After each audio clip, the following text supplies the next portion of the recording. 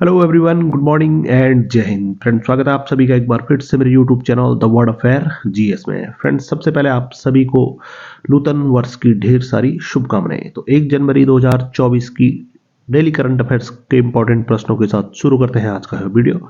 बने रहिए अंत तक दोस्तों। ये रहा पहला प्रश्न। तो हाल ही में किसे पौंडीचेरी विश्वविद्यालय का पदेन चांसलर नियुक्त किया गया है? पौंडीचेरी विश्वविद्यालय के दोस्तों पदेन चांसलर जो नियुक्त हुए हैं वो है दोस्तों उपराष्ट्रपति जगदीप धनखड़।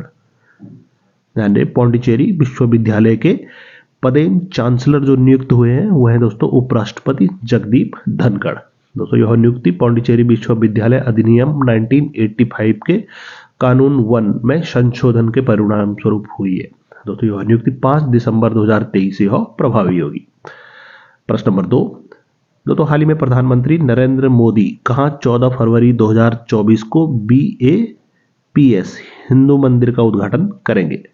तो BAPS हिंदू मंदिर का उद्घाटन दोस्तों प्रधानमंत्री नरेंद्र मोदी द्वारा 24 फरवरी 2024 को यह अबू धाबी, यूनाइटेड अरब अमीरात के अबू धाबी में ही दोस्तों यह प्रधानमंत्री नरेंद्र मोदी द्वारा 14 फरवरी 2024 को BAPS हिंदू मंदिर का उद्घाटन किया जाएगा।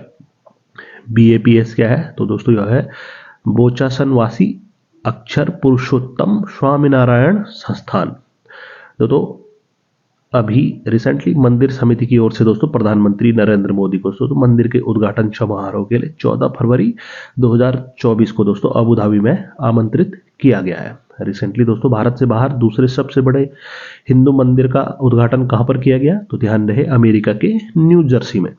सबसे बड़ा हिंदू मंदिर कौन सा है? तो वह है दोस्तों अंकोर वाट, कंबोडिया। प्रश्न नंबर 3।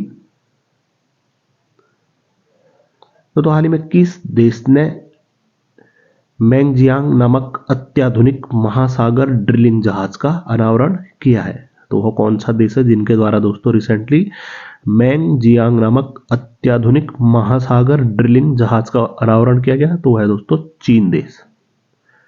चीन के दोस्तों भूवैज्ञानिक सर्वेक्षण द्वारा 150 अनुसंधान संस्थानों और कंपनियों के सहयोग से दोस्तों विकसित इस जहाज का को चीनी भाषा में क्या नाम दिया गया है? तो ध्यान रहे दोस्तों ड्रीम। चीनी भाषा में दोस्तों इस महासागर ड्रिलिंग जहाज जिसका नाम मैंगजियांग रखा गया है, इसको दोस्तों चीनी भाषा में वहां पर ड्रीम नाम रखा गया है। बढ़ते प्रश्न नंबर 4 पर। तो हाल ही में किस वरिष्ठ IPS अधिकारी को महाराष्ट्र पुलिस का नया महानिदेशक नियुक्त किया गया है? तो महाराष्ट्र पुलिस के DGP कौन नियुक्त हुए रिसेंटली? तो उनका नाम है दोस्तों विवेक फणसलकर। विवेक फणसलकर, इनको दोस्तों महाराष्ट्र पुलिस का नया DGP अभी नियुक्त किया गया है। दोस्तों रिसेंटली 2 दिन पहले ही दोस्तों पहले IPS रश्मि शुक्ला को दोस्तों महाराष्ट्र पुलिस का नया DGP बनाया गया था, परंतु दोस्तों अब उनको हटाकर विवेक फणसलकर को दोस्तों वहां पर नया पुलिस महानिदेशक नियुक्त किया गया है। रिसेंटली दोस्तों ITBP के डायरेक्टर जनरल कौन नियुक्त हुए हैं? तो वह है दोस्तों राहुल रसगोत्रा। वहीं CISF के डायरेक्टर जनरल, तो पहली महिला डायरेक्टर जनरल जो CISF की बनी है रिसेंटली, उनका नाम है दोस्तों IPS नीना सिंह। बढ़ते प्रश्न 5वें की ओर। तो हाल ही में हुंडई मोटर्स इंडिया ने किस अभिनेत्री को अपना ब्रांड एम्बेसडर नियुक्त किया है? तो हुंडई इंडिया मोटर्स की जो ब्रांड एम्बेसडर नियुक्त हुई है अभिनेत्री वो है दीपिका पादुकोण। बता दें अभिनेता शाहरुख खान, क्रिकेटर हार्दिक पांड्या के बाद दोस्तों दीपिका पादुकोण कंपनी की तीसरी आइकॉन है। बता दें अभिनेता शाहरुख खान तो दोस्तों पिछले 25 वर्षों से हुंडई के साथ जुड़े हुए हैं। Recently smartphone company global smartphone company Tecno की ब्रांड एम्बेसडर भी नियुक्त हुई हैं दीपिका पादुकोण। वहीं सोनी नेटवर्क ने दोस्तों आगामी फुटबॉल प्रतियोगिताओं के लिए किस अभिनेता को अपना ब्रांड एम्बेसडर बनाया है? तो वह है दोस्तों कार्तिक आर्यन। तो अगले प्रश्न नंबर 6 की ओर बढ़ते हैं। तो हाल ही में किस राज्य के मुख्यमंत्री ने नई आरोग्यश्री योजना लॉन्च की है? तो यह की गई है दोस्तों आंध्र प्रदेश के मुख्यमंत्री श्री जगन मोहन रेड्डी द्वारा। ध्यान दें मुख्यमंत्री जगन मोहन रेड्डी द्वारा, जो कि आंध्र प्रदेश के मुख्यमंत्री हैं। आरोग्यश्री योजना, यह योजना दोस्तों 25 लाख रुपए तक की मुफ्त चिकित्सा उपचार प्रदान करेगी। रिसेंटली दोस्तों किस भारतीय पूर्व क्रिकेटर ने YSR कांग्रेस पार्टी ज्वाइन की है? तो वह की गई दोस्तों अंबती रायडू द्वारा। प्रश्न नंबर 7। दोस्तों हाल ही में भारत के पहले पनडुब्बी पर्यटन का अनावरण कहाँ किया गया है? तो पनडुब्बी पर्यटन का अनावरण दोस्तों यह गुजरात राज्य के द्वारका में, यानी गुजरात के द्वारका में ही भारत के पहले पनडुब्बी पर्यटन का वहां पर अनावरण किया गया। दोस्तों गुजरात सरकार ने मझगांव डॉक लिमिटेड के साथ सहयोग से भारत का पहला पनडुब्बी पर्यटन उद्यम शुरू किया है। दोस्तों यह करने वाला उद्योग का एक इस नए मुकाम को हासिल करने वाला दोस्तों गुजरात पहला राज्य है, जिसके तहत दोस्तों पनडुब्बी के जरिए द्वारिका के गहरे समुद्र का सुंदर नजारा सभी यात्री देख सकेंगे। यात्रियों की क्षमता कितनी होगी दोस्तों इस पनडुब्बी की? तो ध्यान रहे वो होगी 24। तो महत्वपूर्ण पनडुब्बी पर्यटन को प्रारंभ करने वाला दोस्तों पहला राज्य गुजरात, और गुजरात के कहां पर? ध्यान रहे द्वारका में। प्रश्न नंबर 8, तो हाल ही में किस राज्य के मुख्यमंत्री ने पीएसयू में पारदर्शी भर्ती के लिए सार्वजनिक उद्यम चयन और भर्ती बोर्ड का उद्घाटन किया है? तो कौन सा राज्य है दोस्तों जहां पर पीएसयू में निष्पक्ष भर्तियों के लिए सार्वजनिक उद्यम यानी चयन और भर्ती बोर्ड का उद्घाटन किया गया? तो केरल के दोस्तों मुख्यमंत्री पिनरई विजयन द्वारा दोस्तों सार्वजनिक उद्यम चयन और भर्ती बोर्ड का दोस्तों उद्घाटन किया गया, जिसका उद्देश्य क्या है? तो दोस्तों उसका उद्देश्य है पीएसयू में भर्ती में पारदर्शिता लाना। तो ध्यान है केरल के मुख्यमंत्री श्री पिनरई विजयन द्वारा दोस्तों यह उद्घाटन किया गया।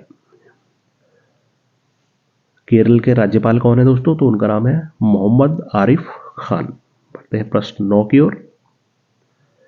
तो हाल ही में किसे इंडियन ऑयल कॉरपोरेशन की अगली निदेशक के रूप में नामित किया गया है? तो इंडियन ऑयल कॉरपोरेशन लिमिटेड तो है दोस्तों रश्मि गोविल। आईओसीएल के दोस्तों अगली जो निदेशक घोषित हुई है, नामित हुई है, उनका नाम रश्मि गोविल, यानी आईओसीएल यानी इंडियन ऑयल कॉरपोरेशन लिमिटेड के निदेशक के रूप में रश्मि गोयल को चुना गया है। रिसेंटली दोस्तों कुछ अन्य अपॉइंटमेंट की बात की जाए तो सेबी द्वारा दोस्तों बॉम्बे स्टॉक एक्सचेंज के अध्यक्ष कौन बने हैं? तो उनका नाम है प्रमोद अग्रवाल। वहीं कोटक महिंद्रा बैंक के अंशकालिक अध्यक्ष तो बने दोस्तों सीएस राजन। वहीं एलआईसी के चीफ रिस्क ऑफिसर कौन बने हैं? तो उनका नाम है सुंदर कृष्णन। और आईओसीएल की दोस्तों अगली निदेशक तो रश्मि गोविल। प्रश्न 10वां, तो हाल ही में किस देश ने चंद्रमा लैंडर ले जाने वाले H-11 अल्फा रॉकेट को सफलतापूर्वक प्रक्षेपित किया है? तो वह कौन सा देश है दोस्तों जिन्होंने चंद्रमा के लैंडर को ले जाने वाले H-11 अल्फा रॉकेट का सफलतापूर्वक प्रक्षेपण किया? तो ध्यान है जापान देश द्वारा। भारत देश द्वारा चंद्रयान 3 को कब लॉन्च किया गया इसरो द्वारा? तो है 14 जुलाई को। सफल लैंडिंग कब हुई दोस्तों चंद्रयान की चंद्रमा के दक्षिणी ध्रुव पर? तो 23 अगस्त 2023 को। रिसेंटली दोस्तों चंद्रयान 3 के सफल लैंडिंग के लिए इसरो को लीफ एरिकन लूनर पुरस्कार से सम्मानित किया गया है। और किस देश द्वारा किया गया? तो बता दें आइसलैंड देश द्वारा। बढ़ते हैं अगले प्रश्न 11वें पर। तो हाल ही में राष्ट्रपति द्वारा कौन से 2 विधेयक संशोधन को मंजूरी दी गई है? तो भारत की राष्ट्रपति श्रीमती द्रौपदी मुर्मू द्वारा किन 2 विधेयक संशोधन विधेयकों को मंजूरी दी गई? तो वह है दोस्तों मुख्य चुनाव आयुक्त और अन्य चुनाव आयुक्त विधेयक 2023 और जीएसटी संशोधन विधेयक 2023।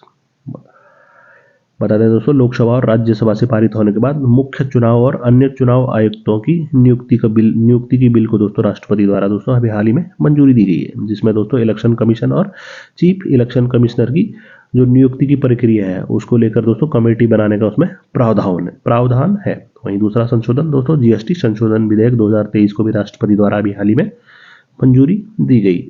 12वां प्रश्न, दोस्तों 62 वर्षीय सैन्य कमांडर डोंग जून को ली शांगफू के स्थान पर किस देश का रक्षा मंत्री नियुक्त किया गया है? तो डोंग जून यह किस देश के दोस्तों रक्षा मंत्री नियुक्त किए हैं? तो वह है दोस्तों चीन देश के। ध्यान रहे चीन देश के अभी रिसेंटली नियुक्त हुए रक्षा मंत्री कौन है? तो उनका नाम है दोस्तों डोंग जून। किनका यह स्थान लेंगे? तो बता दें ली शांगफू का। प्रश्न 13वां, तो इसरो ने भू खुफिया जानकारी जुटाने के लिए अगले 5 वर्षों में कितने उपग्रह लॉन्च करने की योजना बनाई है? तो ISRO Indian Space Research Organisation द्वारा इसरो द्वारा दोस्तों अगले 5 वर्षों में दोस्तों भू खुफिया जानकारी जुटाने के लिए 50 उपग्रहों को लॉन्च करने की योजना दोस्तों इसरो द्वारा अभी हाल ही में यह बनाई गई है। इसरो की चीफ कौन है दोस्तों वर्तमान समय में? तो उनका नाम है एस सोमनाथ। स्थापना कब होती है इसरो की? तो 15 अगस्त 1969 को। हेडक्वार्टर कर्नाटक बेंगलोर में। प्रश्न नंबर 14, तो स्वास्थ्य मंत्रालय द्वारा जारी ताजा आंकड़ों के अनुसार बनाए गए कुल आयुष्मान कार्डों में से लगभग कितने प्रतिशत आयुष्मान कार्ड महिलाओं के बने हैं? तो दोस्तों स्वास्थ्य मंत्रालय द्वारा रिसेंटली कुछ आंकड़े जारी किए गए हैं। उनके अनुसार दोस्तों आयुष्मान कार्ड धारकों में कितनी प्रतिशत महिलाएं हैं? तो है दोस्तों लगभग 49% बनाए गए आयुष्मान कार्डों में से दोस्तों यह कार्ड 49% आयुष्मान कार्ड महिलाओं के बने हैं। रिसेंटली दोस्तों करंट फाइनेंस ईयर 2023-24 में मनरेगा में महिलाओं की भागीदारी बढ़कर कितने प्रतिशत हुई है? तो वो हुई दोस्तों 59.24%। वहीं रिसेंटली दोस्तों सुकन्या समृद्धि योजना में ब्याज दरों में परिवर्तन कर बढ़ाकर कितना कर दिया गया है? तो वह किया गया है दोस्तों 0.24% की बढ़ोतरी के साथ टोटल ब्याज दर हो गया है 8.2%। 15वां प्रश्न, तो अर्धसैनिक बलों के लिए संवेदनशील जानकारी की सुरक्षा और सुरक्षा संगठनों के भीतर सुरक्षित मैसेजिंग प्लेटफॉर्म सुनिश्चित करने के लिए किस ऐप को बनाया गया है? तो यानी पैरामिलिट्री फोर्सेस के लिए दोस्तों सिक्योरिटी कंसर्न को मद्देनजर रखते हुए दोस्तों कौन सा अभी मोबाइल एप्लीकेशन बनाया गया है? Messaging mobile application. तो उसका नाम है दोस्तों संदेश ऐप। ध्यान रहे संदेश ऐप को किसके लिए? तो यह पैरामिलिट्री फोर्सेस के लिए दोस्तों बनाया गया है, जिसके जरिए दोस्तों वह संवेदनशील जानकारी को आपस में शेयर कर सकते हैं। प्रश्न 16, तो छठे खेलो इंडिया यूथ गेम्स 2024 में पहली बार कौन सा खेल शामिल किया जा रहा है? तो छठवें खेलो इंडिया यूथ गेम्स 2024 यह कहां पर आयोजित होने हैं? तो बता दें दोस्तों यह आयोजित होंगे तमिलनाडु राज्य में। कब से कब तक? तो 19 जनवरी से और 31 जनवरी 2024 तक दोस्तों तमिलनाडु के चेन्नई, त्रिची, मदुरई और कोयम्बटूर 4 शहरों में दोस्तों यह खेल आयोजित किए जाएंगे। तो उसमें से दोस्तों अभी स्क्वैश खेल को छठवें खेलो इंडिया यूथ गेम्स 2024 में शामिल किया गया है। 5वां संस्करण कहां पर हुआ था दोस्तों इसका? खेलो इंडिया यूथ गेम का तो यह हुआ था दोस्तों मध्य प्रदेश में। वहीं छठवां कहां पर? तो यह तमिलनाडु में आयोजित किया जाएगा, जिसमें स्क्वैश खेल को अभी ऐड किया गया है। रिसेंटली दोस्तों किस वर्ष के ओलंपिक में क्रिकेट के T20 फॉर्मेट को शामिल किया गया है? तो बता दें 2028, जो कि लॉस एंजलिस में आयोजित होगा। उसमें दोस्तों इस T20 खेलों के अलावा कुल 5 खेलों को शामिल किया गया, जिसमें T20 का क्रिकेट फॉर्मेट भी शामिल है। 17वां प्रश्न, तो हाल ही में अयोध्या धाम जंक्शन का उद्घाटन किसके द्वारा किया गया?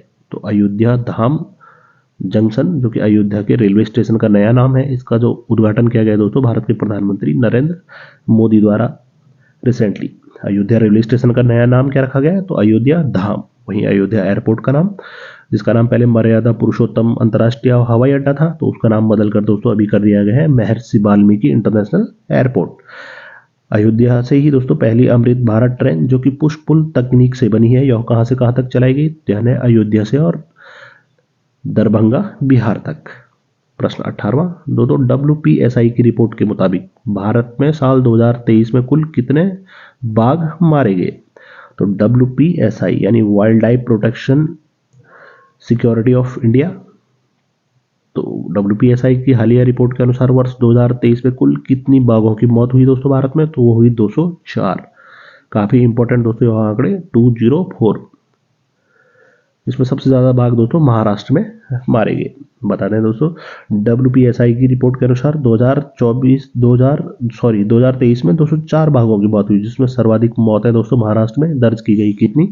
तो वो थी दोस्तों 52 बाघ महाराष्ट्र में वर्ष 2023 में यह मरे। वहीं दूसरे स्थान पर मध्य प्रदेश, जिसमें 45, और तीसरे स्थान पर आता है दोस्तों उत्तराखंड, जिसमें वर्ष 2023 में 26 बाघों की वहां पर मौत हुई।